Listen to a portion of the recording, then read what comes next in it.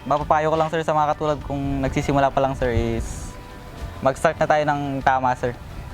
For example sir is huwag na tayong bumili ng mga manok na hindi naman natin alam kung saan nag-originate sir. Kasi kung i-breed natin yun sir is lalo lang tayong malilito.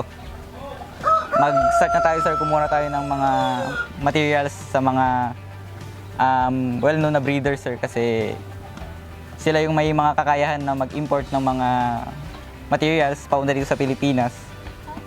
Then, masasabi natin sir na naaalagaan nila ng maayos yung mga manok nila. So, bakit hindi tayo kumuha sa kanila sir? Kasi at least make sure natin sir yung bloodline nandun. Then, yung health ng manok is healthy pag may uwi na natin sa mga bahay natin sir.